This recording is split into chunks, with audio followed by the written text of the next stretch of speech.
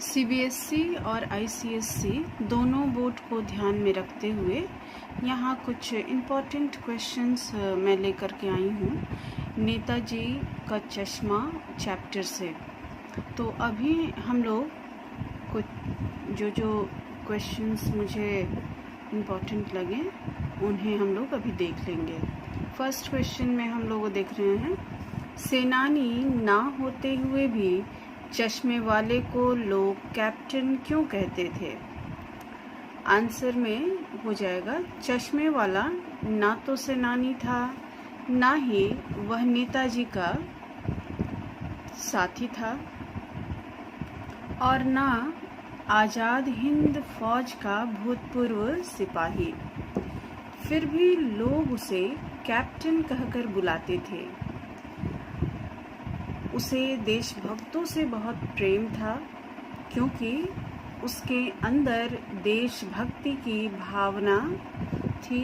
वह नेताजी का सम्मान करता था, अतः नेताजी की बिना चश्मे वाली अधूरी मूर्ति देखकर उसे दुख होता था।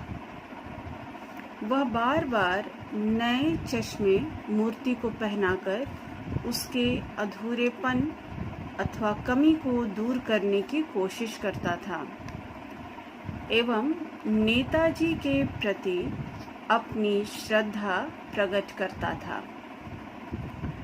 लोग उसके द्वारा किए गए इस कार्य तथा देशभक्ति की भावना को देखकर व्यंग्यपूर्वक उसे कैप्टन कहकर बुलाते थे। तो यह फर्स्ट क्वेश्चन का आंसर हमारा हो गया।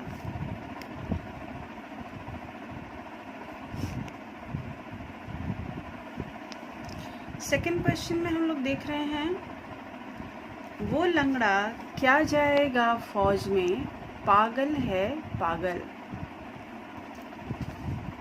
कैप्टन के प्रति पान वाले की टिप्पणी पर अपनी प्रतिक्रिया लिखने के लिए कहा जा रहा है यहाँ। तो फर्स्ट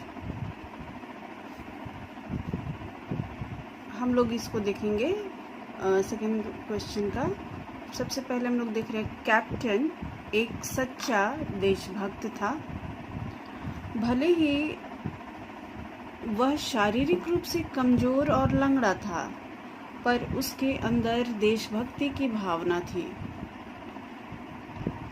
आगे हम लोग लिख सकते हैं कि पान वाला उसकी इन भावनाओं को नहीं समझता था और उसके प्रति उपेक्षा की भावना रखता था तथा कैप्टन के देश प्रेम को पागलपन समझता था।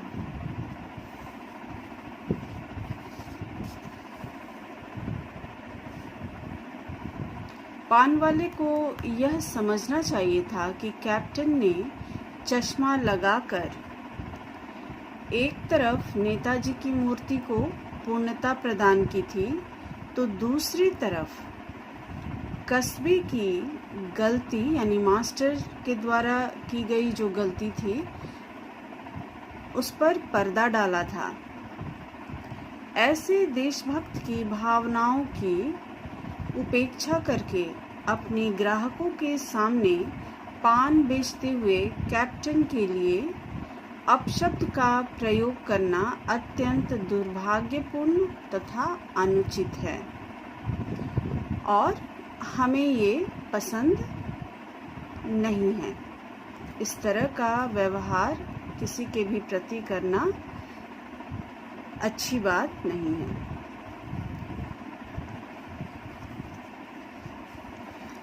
अब एक और क्वेश्चन, नेक्स्ट क्वेश्चन मुझे लगा इम्पोर्टेंट, जो क्वेश्चन लगा था वो है, पान वाले का रेखा चित्र प्रस्तुत करना या चरित्र चित्रण अगर आता है तो उसे किस तरह से आप लिखिएगा। यहाँ पर है, कस्बे के चौराहे पर पान वाले की दुकान है जहाँ हमेशा भीड़ हुआ करती है। पान वाला हमेशा पान खाता था। वह अपने मुंह में हमेशा पान ठूस कर रखता था। वह काला और मोटा व्यक्ति था जो बहुत बातूनी और खुशमिजाज था। उसकी तोंद निकली हुई थी। जब हंसता तो उसकी तोंद थिरकती थी। उसके दांत पान खाने के कारण लाल काले थे। उसकी दुकान कस्बे की सभी सूचनाओं का केंद्र बिंदु था। विभिन्न प्रकार के लोग उसकी दुकान पर आते थे, अतः कस्बे की सारी जानकारी उसके पास होती थी, जिसे वो दूसरे ग्राहकों को रसीले अंदाज में हास्य तथा व्यंग का पूछ देकर सुनाता था। कैप्टन को लंगड़ा तथा पागल कहकर उसका मजाक उड़ाने वाला वही पान वाला उसकी मृत्यु से स्तब्ध था और कैप्टन की मृत्यु के बाद उसे याद करते हुए भावुक भी हो उठा। तो ये उसकी विशेषताओं के साथ यहाँ पर आंसर आप लिखिएगा। नेक्स्ट 4th क्वेश्चन में हम लोग आ जाएंगे। अब 4th वाला क्वेश्चन यहाँ पे हम देख रहे हैं, कैप्टन चश्मे वाले का चरित्र चित्रण कीजिए। अब कैप्टन के बारे में पूछा गया है। तो कैप्टन चश्मे वाला एक बूढ़ा मरियल सा लंगड़ा व्यक्ति था। वह सिर पर गांधी टोपी और आंखों पर काला चश्मा लगाता था। एक हाथ में एक छोटी सी संदूकची तथा दूसरे हाथ में एक बांस पर टंगे बहुत से चश्मे लिए गलियों में घूम घूम कर फेरी लगाते हुए चश्मों को बेचता था। बेचारे के पास अपनी दुकान तक न थी, या वह बंद दुकानों के सहारे अपनी बांस टिकाकर चश्मों को बेचता था। वह अत्यंत निर्धन फेरी वाला था जो नैतिक मूल्यों से ओतप्रोत था।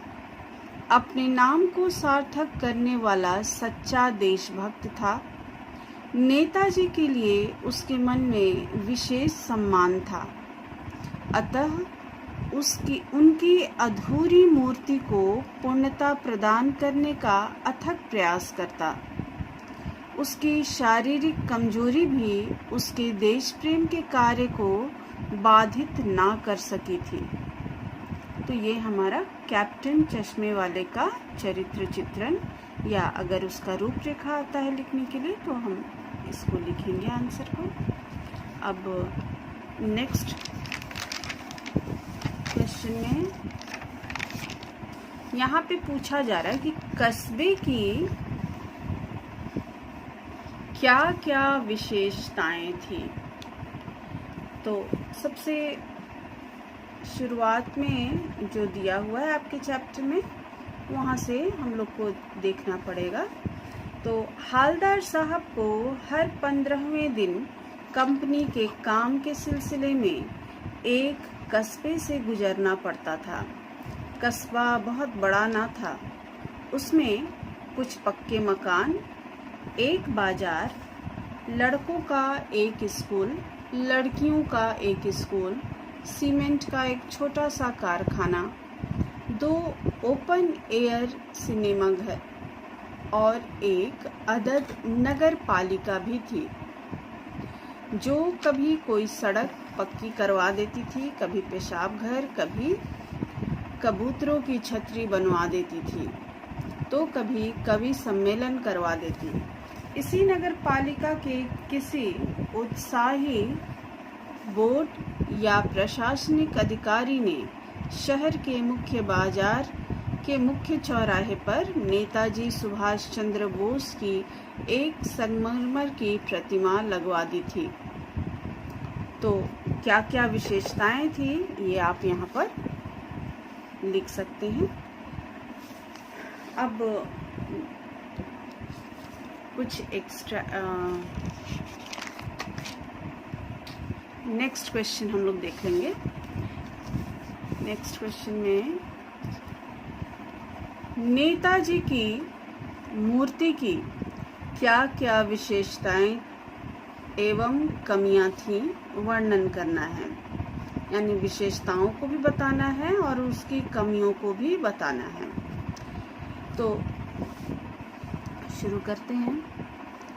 मूर्ति संगमरमर की थी, यानी नेताजी की जो मूर्ति थी वो संगमरमर की थी।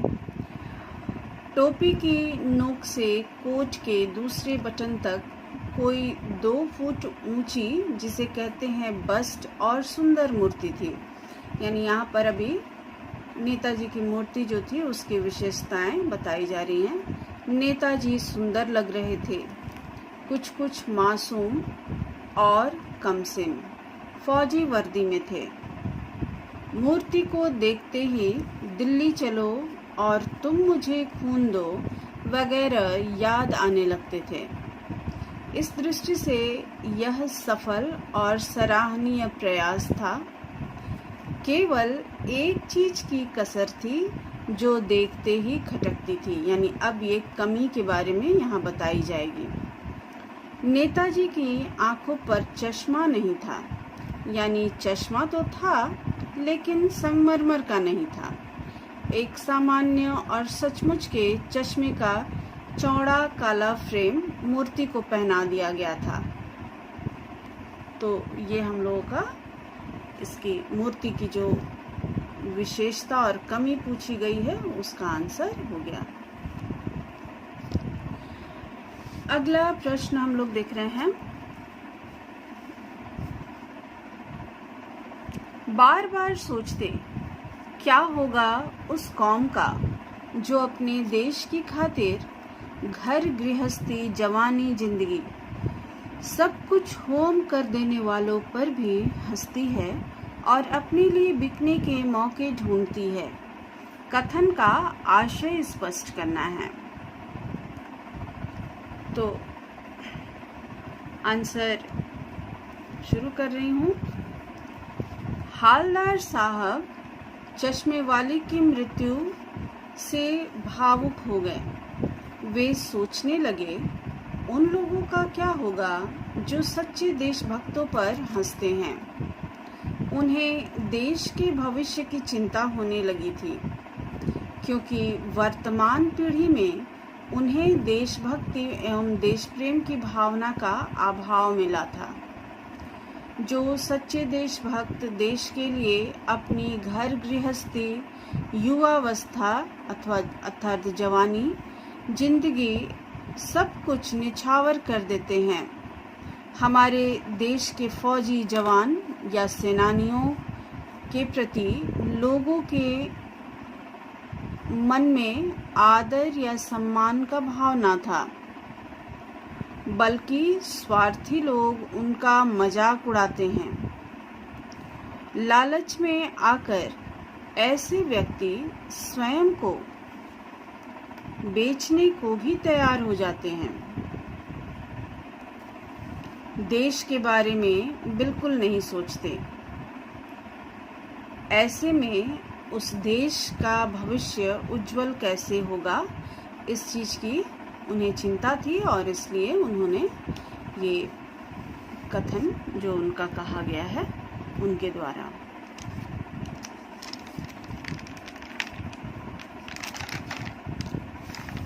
अब मैं 2 एक्सट्रैक्ट भी करवा दूंगी और उसके बाद एक आध और क्वेश्चन अगर जो छोटा मोटा है उसको भी मैं एक आध और क्वेश्चन भी बता दूंगी।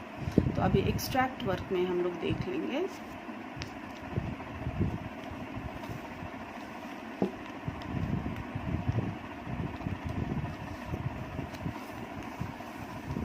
ये फर्स्ट एक्सट्रैक्ट वर्क है।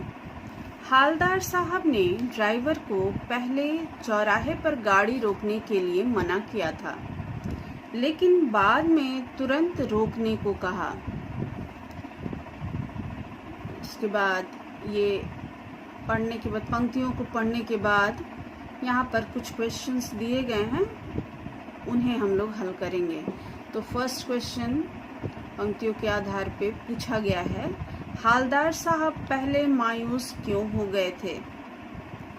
तो इसमें आंसर हम लोग लिख सकते हैं, हालदार साहब को लगा कि कैप्टन की मृत्यु के बाद कस्बे के मुख्य बाजार वाले चौराहे पर जो नेताजी की बिना चश्मे वाली अधूरी मूर्ति लगी थी, उस पर अब कोई चश्मा नहीं होगा। चश्मा ना होना कोई साधारण बात नहीं थी।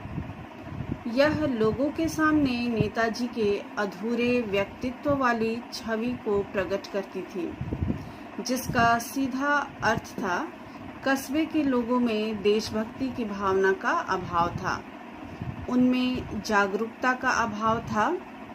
मास्टर जी नेताजी का चश्मा बनाना भूल गया था और पान वाला उसकी इस गलती को मजाक बना करके लोगों के सामने प्रस्तुत करता था एवं कैप्टन जैसे देशभक्त को पागल कहकर संबोधित करता था।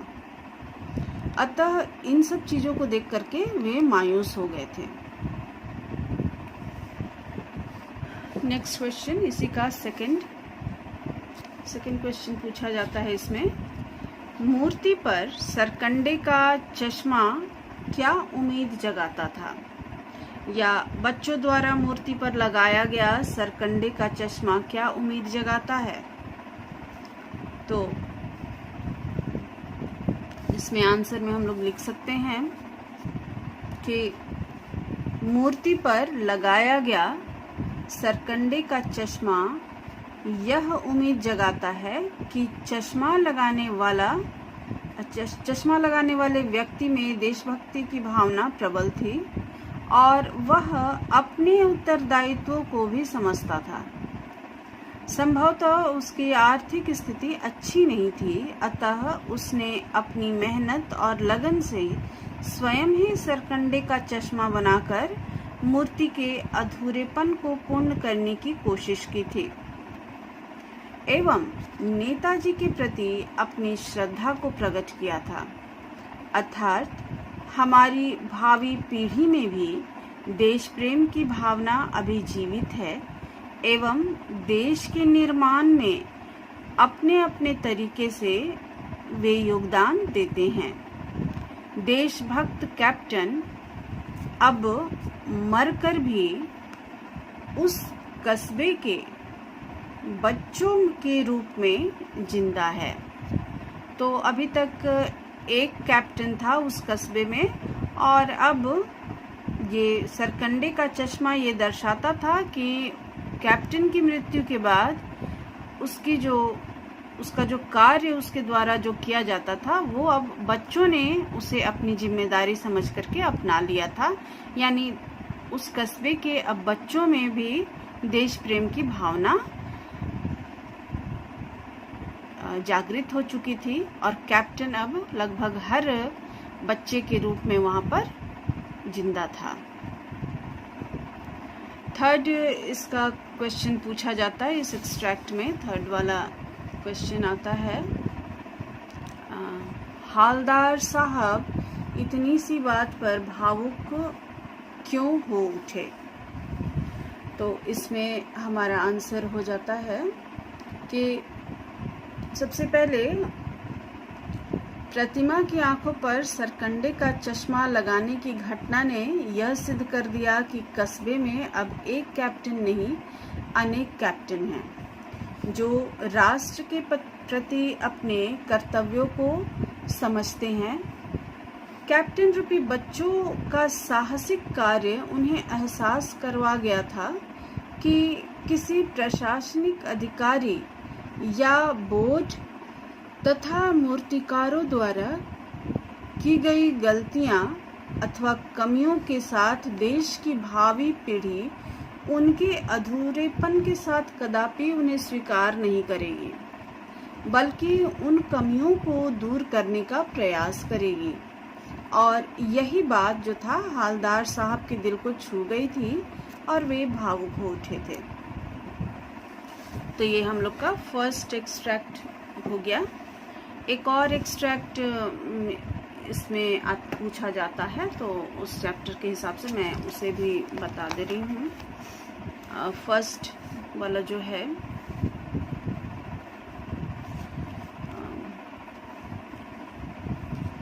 इस गद्यांश को ध्यान से पढ़ के जो भी नीचे लिखा गया है उसका आंसर आप लोग कीजिएगा।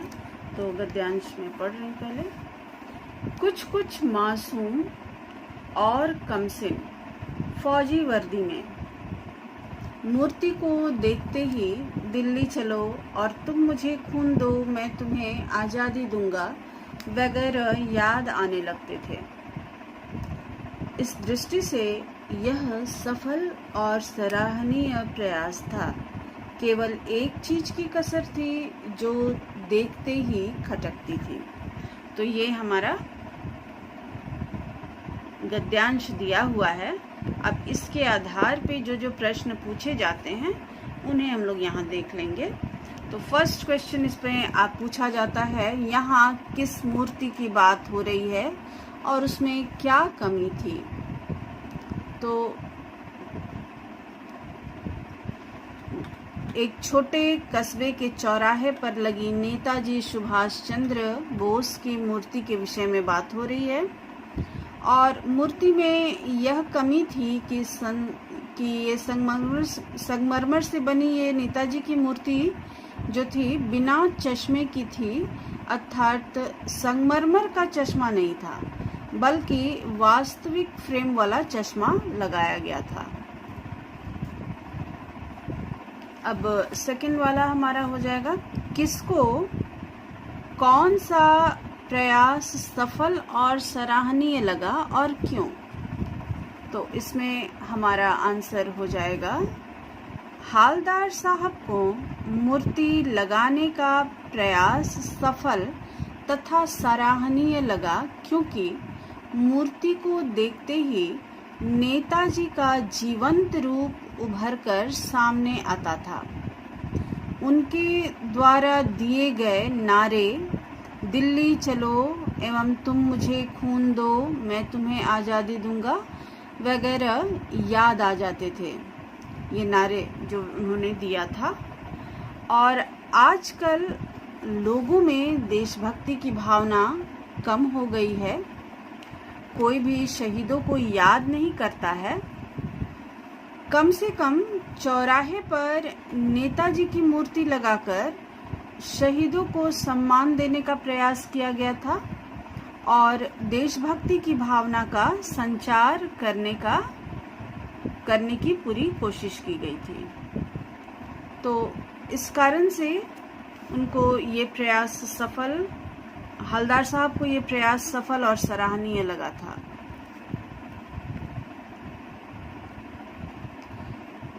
इसी में एक और क्वेश्चन पूछा जाता है। तो थर्ड क्वेश्चन हम लोग देख लेंगे, मूर्ति किसने बनाई थी, उसकी कमी को कौन पूरा करता था और कैसे। तो इसमें आंसर हम लोग देख लेंगे। यहाँ मूर्ति कस्बे के अध्यापक मूर्तिकार मास्टर मोतीलाल जी ने बनाई थी, लेकिन वह मूर्ति का चश्मा बनाना भूल गया था, पर उसकी इस कमी को कैप्टन चश्मे वाला पूरा करता था, एक सामान्य और सचमुच के चश्मे को लगा करके। तो ये हमारा क्वेश्चन जो था। एक और क्वेश्चन इसमें देखा जाता है और वो था,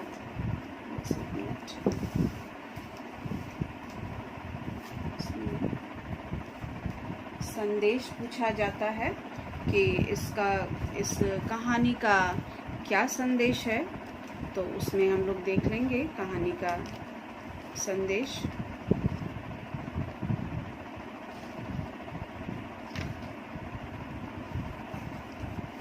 अगर पूछा जाए कि लेखक इस कहानी के माध्यम से क्या संदेश देना चाहते हैं, तो उसमें हम आंसर लिख सकते हैं कि कहानी में आज के आज का जो युग है, कहानी का उद्देश्य पूछा जाता है इसमें बहुत बार कि लेखक इस कहानी के माध्यम से कौन सा संदेश देना चाहते हैं। तो उसमें हम लोग ये लिख सकते हैं कि कहानी के माध्यम से बताना चाहते हैं लेखक कि सभी देश का जो छोटा हो या बड़ा, कोई भी सभी नागरिक जो हैं, सभी व्यक्ति, यहाँ तक कि बच्चे भी देशभक्ति की भावना से ओतप्रोत होते हैं। उनके अंदर भी देशभक्ति की भावना होती है, देश के प्रति प्रेम होता है और सभी अपने अपने तरीकों से तथा सामर्थ्य से देश के निर्माण में योगदान भी देते हैं। तो इसे किसी के इस कारण से हमें कोई भी छोटा से छोटा अगर अपने तरफ से कोई कार्य करना चाहता है या करता है देश के लिए, तो हमें उसका उपहास या मजाक नहीं उड़ाना चाहिए, बल्कि उसके काम को सम्मान की दृष्टि से देखना चाहिए और उसके जो